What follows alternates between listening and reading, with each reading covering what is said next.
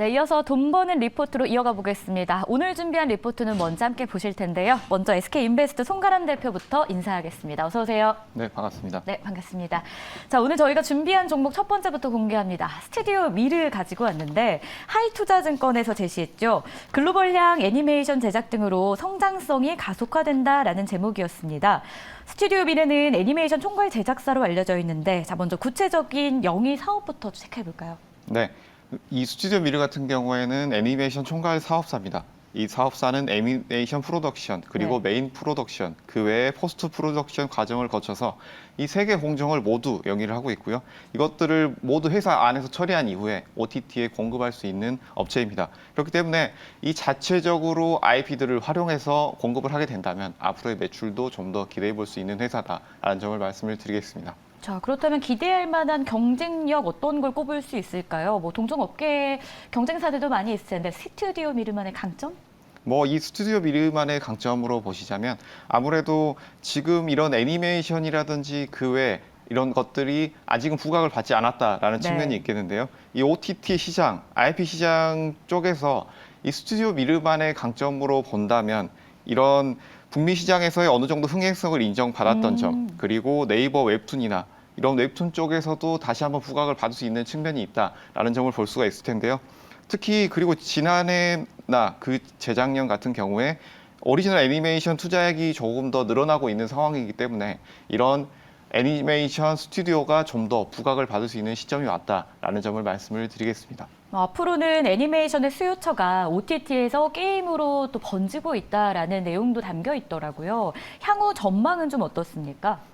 OTT 같은 경우에는 우리가 일반적으로 영화, 드라마 이쪽을 많이 생각을 하실 텐데요. 맞아요. 그렇지만 이런 애니메이션 사업 같은 경우에도 게임, 그리고 그 외에 캐릭터 사업 이런 것들이 앞으로 좀 더 주목을 받으면서 이런 것들이 수익성으로 연관이 될 수 있습니다. 그렇기 때문에 이런 것들 같은 경우에는 사업 다변화 측면을 볼 수가 있겠는데요.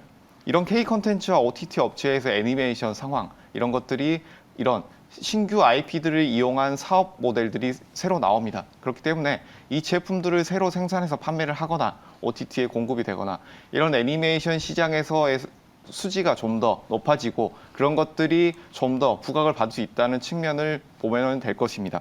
네, 그렇다면 저희 궁금한 건 이제 투자 아이디어가 아닐까 싶습니다.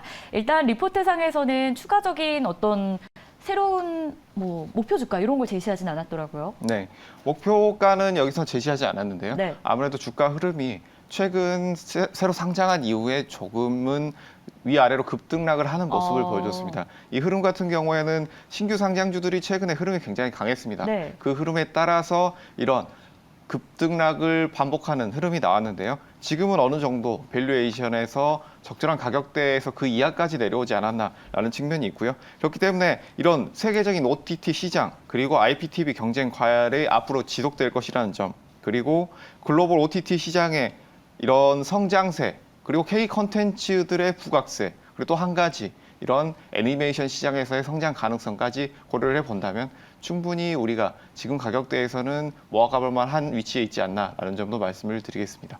지금 위치에서도 충분히 모아갈 만하다라고 이야기를 해주셨는데, 그렇다면 오늘 나온 이 리포트 내용 그리고 이 종목 어떻게 보시는지 궁금합니다. 믿어봐도 괜찮겠습니까? 네, 이 리포트 내용을 보시면 이런 시장 전반적인 상황에 대한 내용들이 나와 있는데요. 네. 이 시장이 앞으로 성장할 것이다라는 측면이 강한데 이 리포트는 우리가 지금은 한번 믿어볼 만한 위치에 있다라는 점을 말씀을 드리겠고요. 그렇기 때문에 이런 미디어 쪽에서도 애니메이션 쪽이 부각이 되지 않았던 측면 다시 한번 살펴보시기를 바라겠습니다. 자, 그렇다면 한 줄 평도 체크해 봅니다. OTT 시장 약진을 기대해 보자라고 하셨는데 좀 부가적으로 설명해 주실 내용이 있을까요? 네, 글로벌 OTT 시장 같은 경우에는 지금 시장의 규모가 매년 커지고 있다고 할 수 있겠습니다. 네. 그렇지만 여기에서 시장 규모가 단순히 커진다라는 첫 번째 이유뿐만이 아니라 여기에 이어서 우리가 OTT를 많이 이용들을 하고 있는데요. 디즈니 플러스 같은 것도 있고 대표적인 넷플릭스 같은 것들도 있고 하지만 이런 OTT 업체들이 하나 둘씩 생겨나고 있는 상황들 속에서 경쟁력이 어느 정도 심화가 되지 않겠느냐라고 네. 한다면 이곳에 공급하는 업체들이 다시 한번 부각을 받을 수 있겠다라는 측면도 고려를 하시고 그렇기 때문에 이런 OTT 시장에서의 매출 증대는 우리가 지금 상황에서는 충분히 좀 더 노려볼 수 있는 시점이다라는 점을 말씀을 드리겠습니다. 좋습니다. 정리가 한 번에 된 것 같은데요. 자, 이렇게 해서 첫 번째 종목 확인해 봤고 이어서 두 번째 종목 이어가 보겠습니다. 효성 첨단 소재 하나금융그룹에서 제시했고요. 투자 얘기하는 매수였고 목표 주가 56만 원이 신규로 제시됩니다.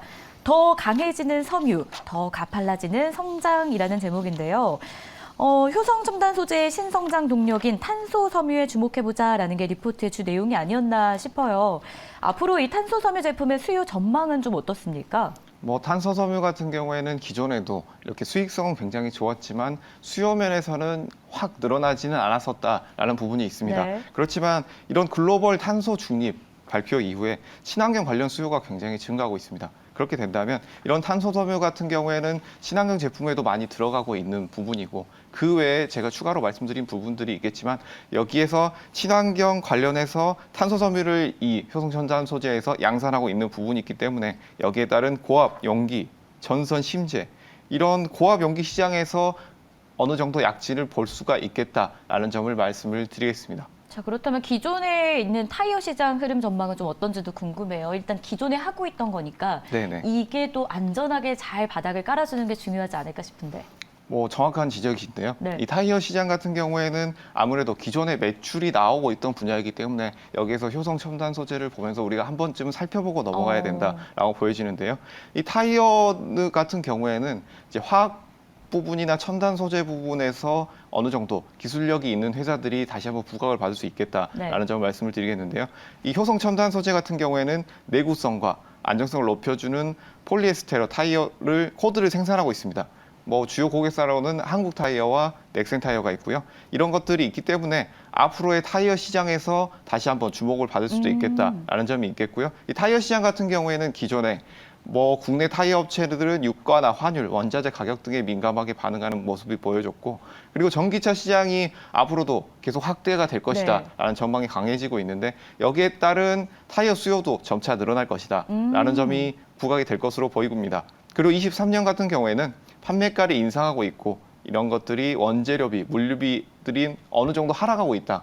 이런 부분이 있기 때문에 뭐 수요는 늘어나고 있지만 원재료비가 줄어든다라고 오. 한다면 당연히 수익성은 늘어날 수밖에 없겠다라는 점을 말씀을 드리겠고요. 그렇기 때문에 이런 전기차 시장에서의 수요 증가 그리고 원자재 가격대의 하락 이런 것들을 봤을 때는 이 기존 시장에서도 어느 정도 상승 흐름을 볼 수가 있겠다라는 점을 말씀드리겠습니다. 신성장 동력인 탄소 섬유에 주목할 만하다라는 내용, 여기에 더해서 기존에 하고 있는 타이어 쪽도 기대감을 쭉 이어갈 수 있겠다라는 부분은 효성 첨단 소재에 대해서 좀 안정감을 갖게 하는 내용이 아니었나 싶은데요.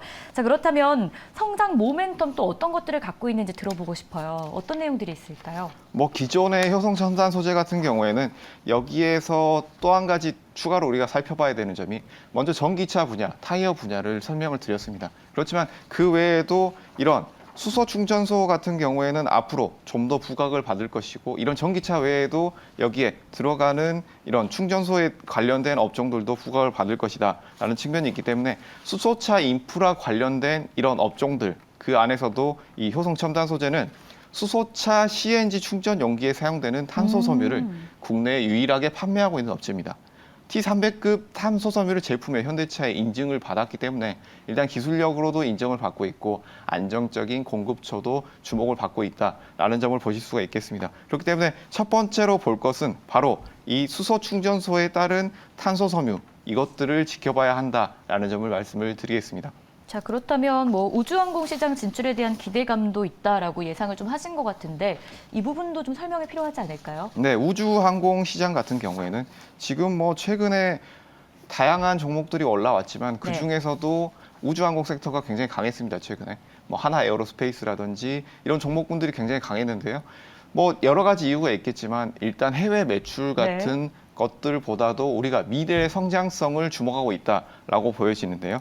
이 우주항공 방산 시장 같은 경우에는 이 탄소 섬유 같은 경우에 우주항공 분야에 굉장히 주목을 받을 수 있는 분야다라고 말씀을 드릴 텐데요. 이것들 같은 경우에는 이제 아까 700급이라고 말씀드렸는데 T1000급의 초고강도 탄소섬유 개발 같은 경우에는 이런 고부가 가치의 제품들이 생산이 되면서 우주 산업에서 좀 더 지속이 될 수 있겠다라는 점을 말씀을 드리겠는데요.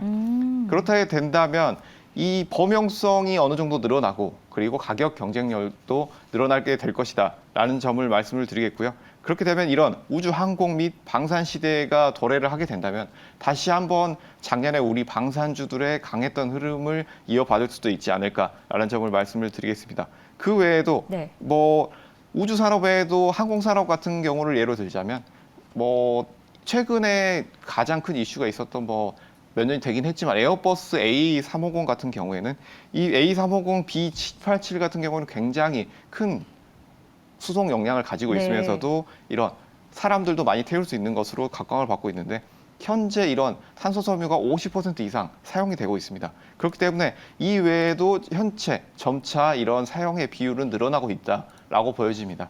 우리가 이런 탄소섬유 같은 경우에는 기존에는 우주 산업에 어느 정도 국한이 되어 있었다라는 측면이 있었다면 지금은 우리가 실생활에서 어느 정도 적용이 되는 항공 산업에서도 지금 사용되고 있다. 그리고 우리나라 같은 경우에 누리호에도 사용이 됐다라는 네. 측면이 있기 때문에 이 점을 함께 주목을 해보신다면 앞으로의 성장 산업에서도 충분히 주목받을 수 있는 측면이 있다라는 점을 말씀을 드리겠습니다. 좋습니다. 우주 항공 시장 진출에 대한 기대감은 또 굉장한 또 모멘텀이 되지 않을까 이런 생각이 듭니다. 워낙 시장 안에서 우주항공 섹터도 요즘 강한 상황이기 때문에 이 부분도 추가로 기대해 보겠고요. 자, 그렇다면 이 리포트 믿어봐도 괜찮을지 궁금합니다. 어떻게 보세요? 네, 저는 믿어봐도 된다고 말씀을 드리겠습니다. 좋습니다. 자, 한 줄평 보니까요. 두 번째 퀀텀 점프는 우주항공 시장이다라고 방금 이야기하신 부분인 것 같아요. 추가적으로 혹시 못다한 얘기가 있으실까요? 네.